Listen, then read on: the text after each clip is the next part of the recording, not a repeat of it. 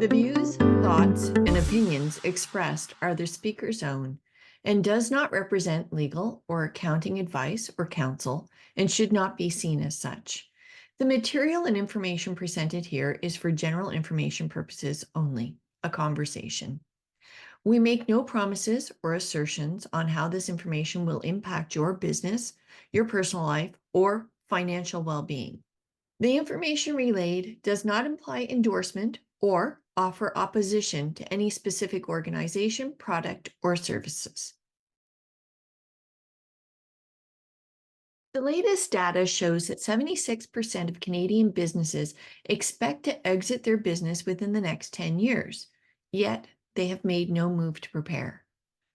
This can cost companies multiples of their value left on the table unrealized and impact not just the retirement plan in the form of financial security and family well-being, but that which is attached to the legacy of spending a lifetime building a business from scratch and then living to regret the deal made.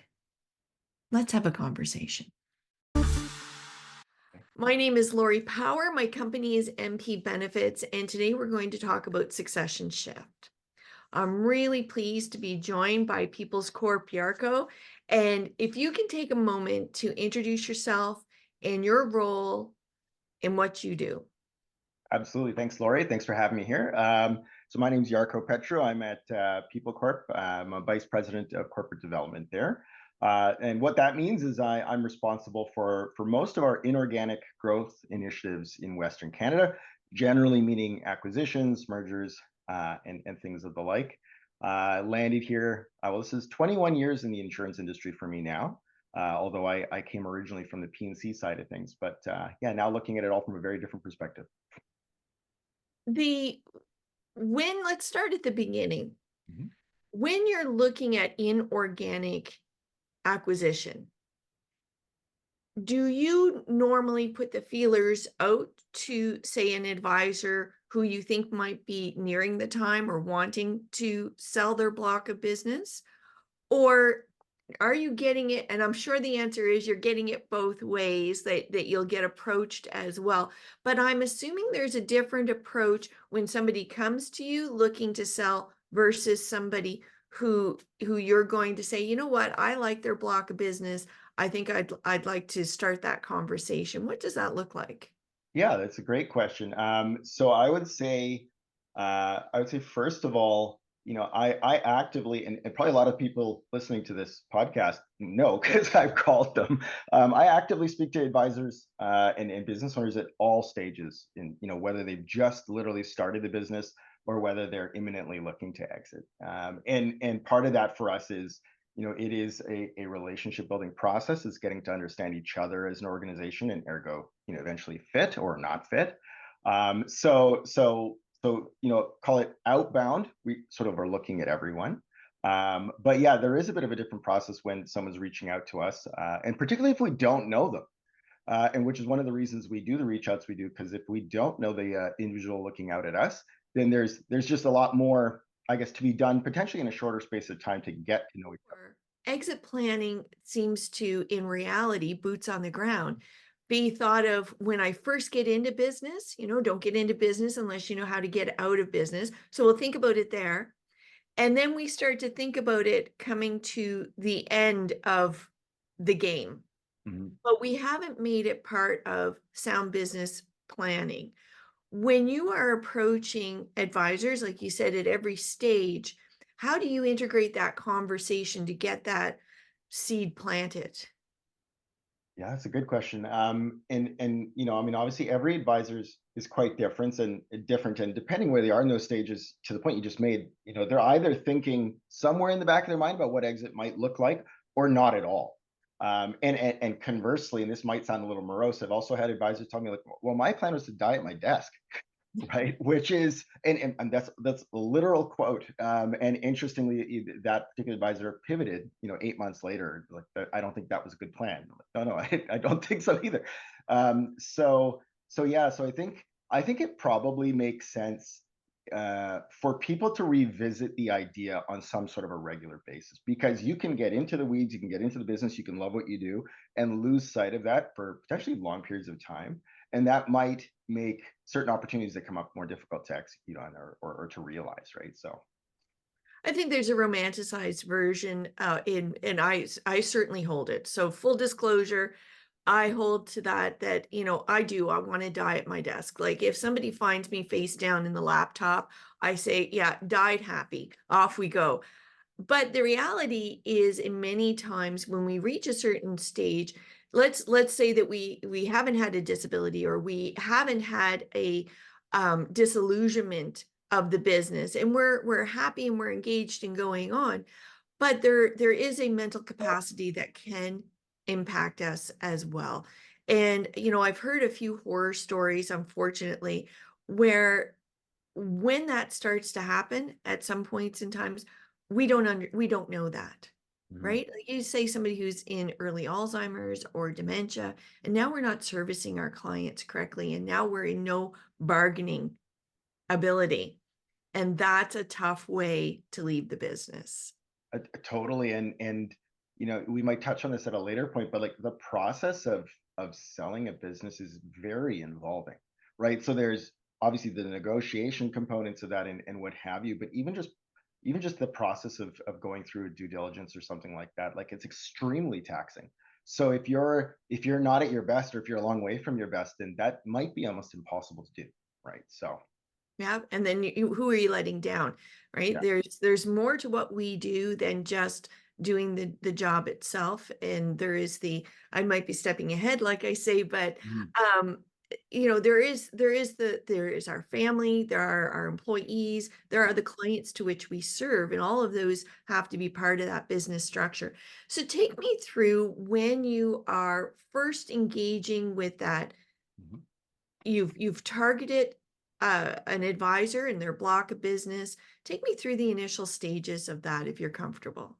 Yeah, absolutely. And kind of like I alluded to, I think the first thing for us is and first thing for me is really just to start getting to know this advisor. What's their philosophy? What's their approach to the business? Are they hyper specialized? Are they a generalist? Are they running the business as a lifestyle? It's enough to sustain them and their family, maybe an employee or two, and that's the perfectly happy comfort level that they're at.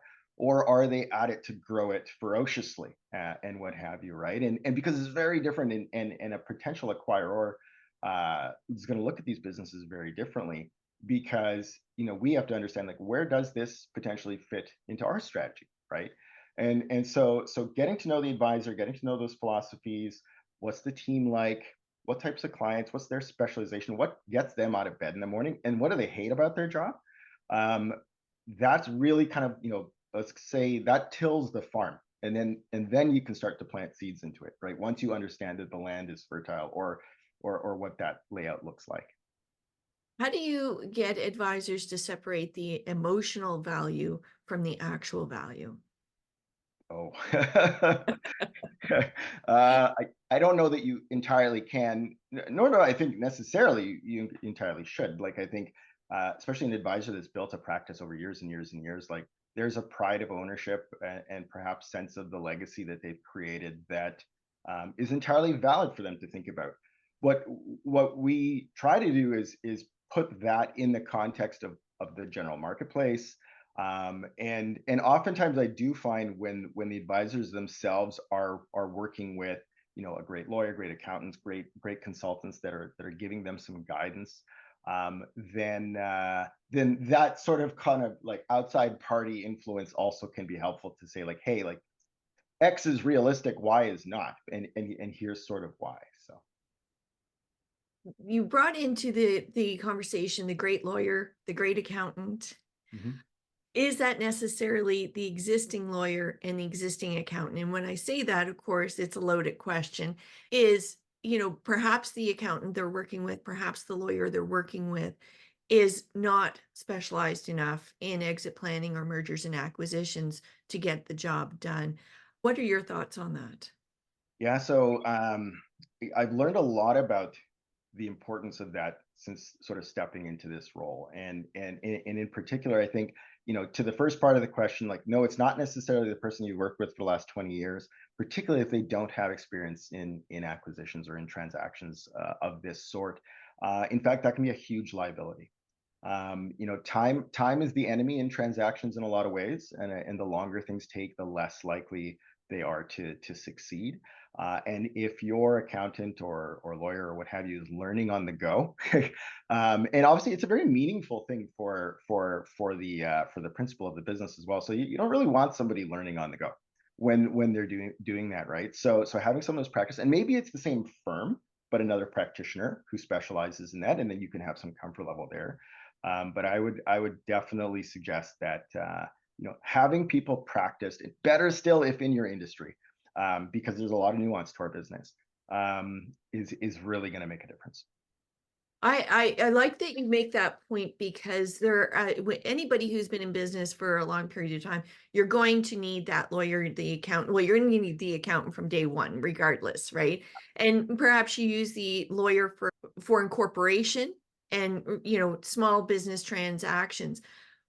But if you have anything of any substance, there's nothing that drains the bank account more than being the training ground Yep. for that consultant, meaning that outside expertise professional, lawyer, accountant, mergers and acquisitions professional who may be new to the business or just trying to fluff themselves off a little bit. When we get the team together and we get the right people, I'm a big believer in having everybody come into the room at the same time to get the questions answered. Mhm. And, taking the time to say, let's put a meeting in place where we do have the accountant, where we do have the lawyer, where we do have the team that's required to make this happen in one room. So there's nothing lost in communication. Everybody can ask those questions. The principal of the company can answer those questions, and we have it all in the table and we know where we're going. We make that strategic plan going forward. How often do you see that happening in the transactions that you're looking at? Not often enough. No, and actually, just as I'm listening to you, I think it's almost making me adjust my approach in terms of the guidance I provide to people, because I suspect in a lot of cases, people are talking in individual silos to those different practitioners. But I do think sort of an overarching meeting and message to say, like, overall, like, here's what we're trying to achieve. And you all will sort of own or support different streams in that, but so that everybody's sort of moving towards the same thing, I think is a fantastic idea. I think so. Like in the work as a SEPA, that's one of our main principles, is to get everybody in the room all at the same time. Yeah. Because if I, as the business owner, am talking to my lawyer, my takeaways will be what the lawyer tells me I need to talk to my accountant about. Okay, so now I, as a non-lawyer, am now talking to my accountant. My accountant's coming back to me and saying, yeah, you know what? I get that your lawyer said this, but tax-wise, we're not going to be able to do this. So then Mhm. I go back and forth, and that's a time waster and money hunger, like that's just going to drain the books really quickly, I think. Yeah, it's amazing in any transaction process. It's amazing how many of these frictional costs can start to build. And it's just as you say, you're realigning people on strategy, realigning people on outcomes. If certain practitioners don't realize that their output is a gating item to move to transaction to the next phase of the process, whether that's somewhere in due diligence or pre-LOI or what have you, then that's gonna keep the meter running for sure. And again, push time.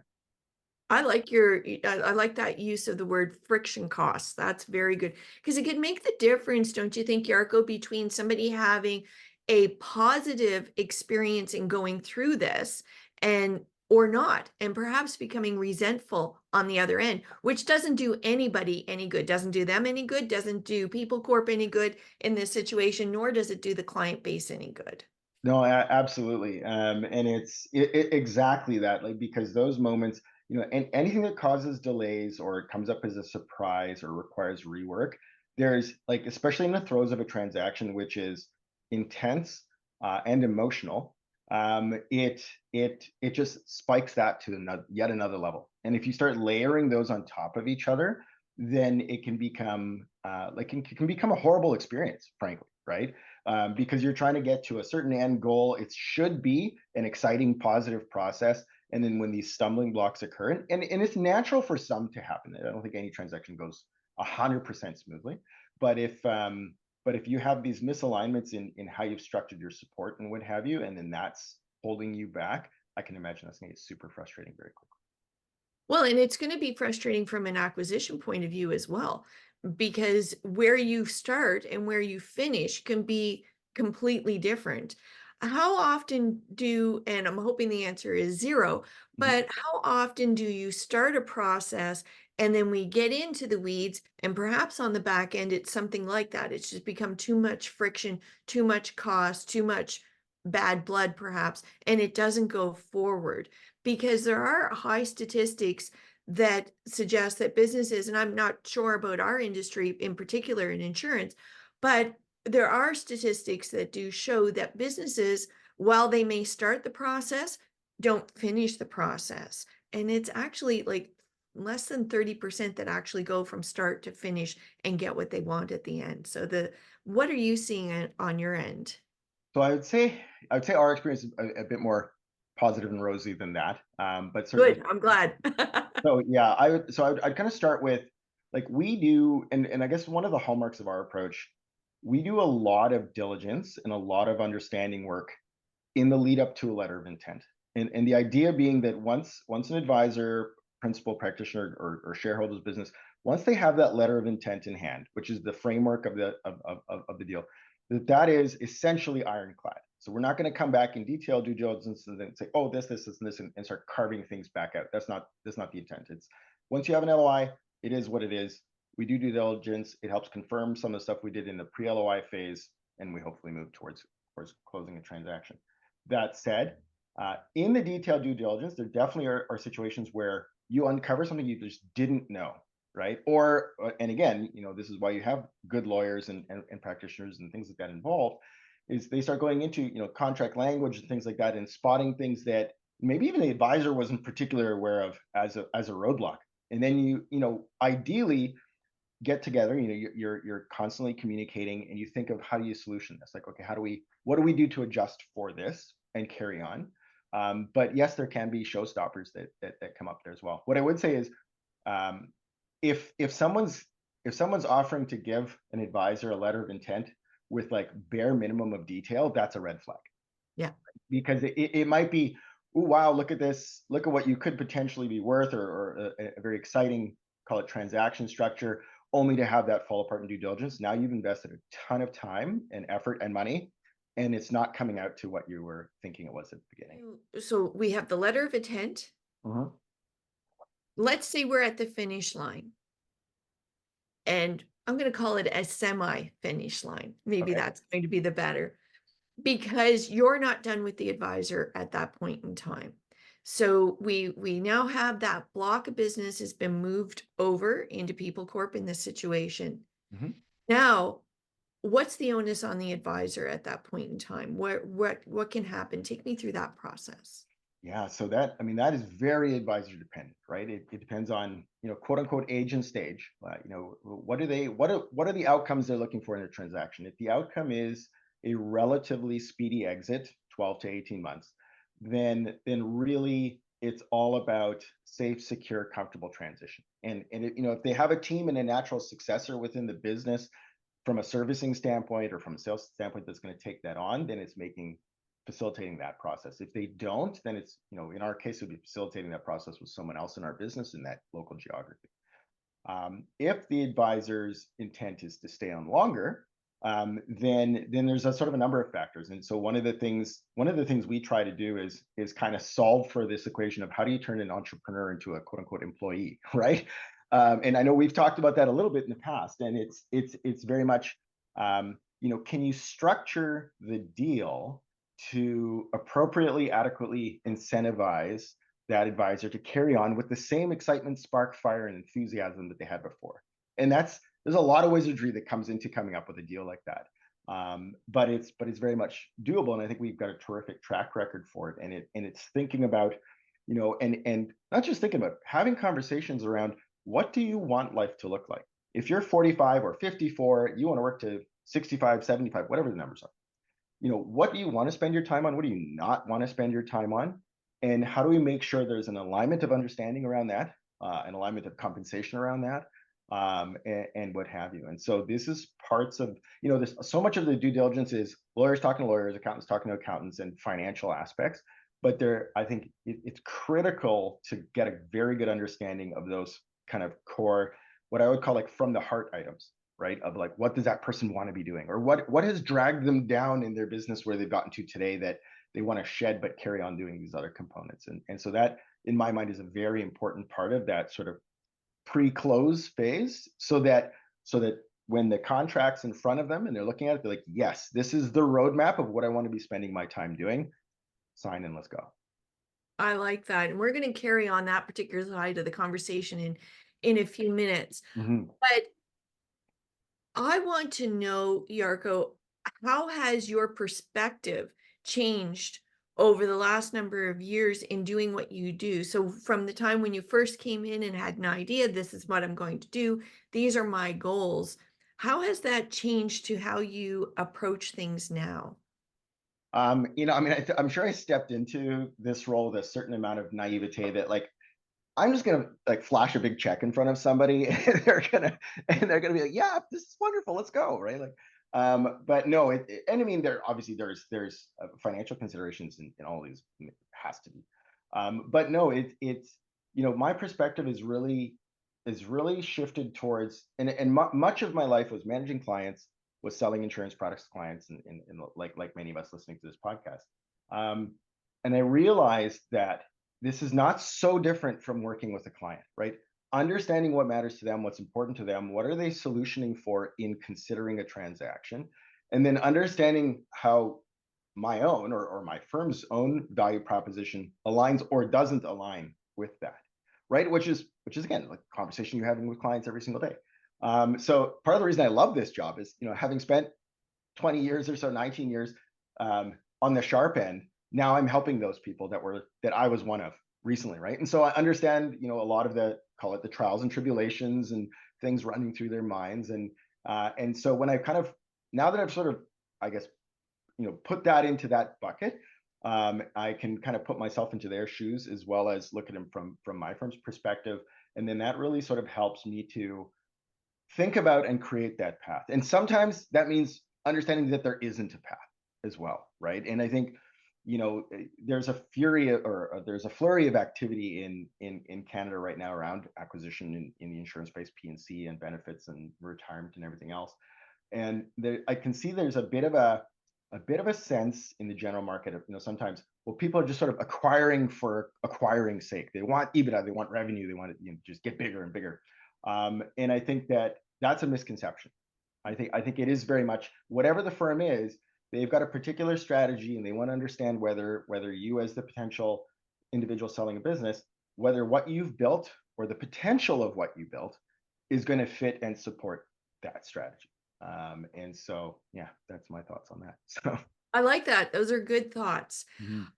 Think about an advisor in any stage of the game right now who perhaps you haven't spoken to yet. Okay.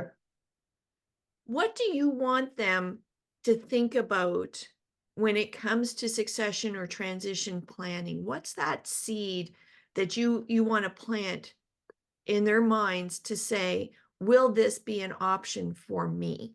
It's very much, what do I want my life to look like at the other end of that process, right? Where am I spending my time and energy? Is it still hyper engaged with the clients, with the business? Is it going out and selling because maybe that's what got you into the business in the first place? It's really kind of understanding, and I think it probably takes a fair amount of soul searching at some point to really, and that answer actually probably changes depending where you are in your career, right?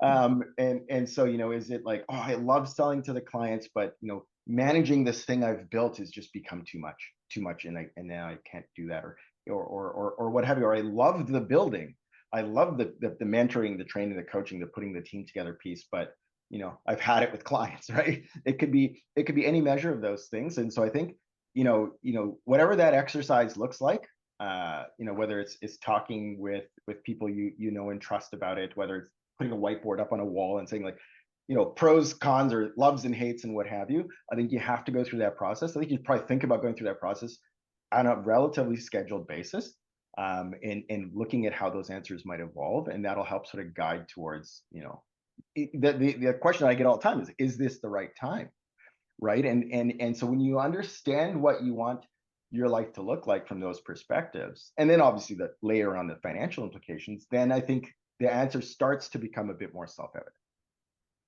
That's a really good answer. And I'm going to leave it there because I want to explore a couple of nuances that we talked about today in another episode. And I want to thank you so much for taking the time. This has been fantastic. I really, really appreciate your sharing that and your candor with it. So thank you very much. Thanks for having me here.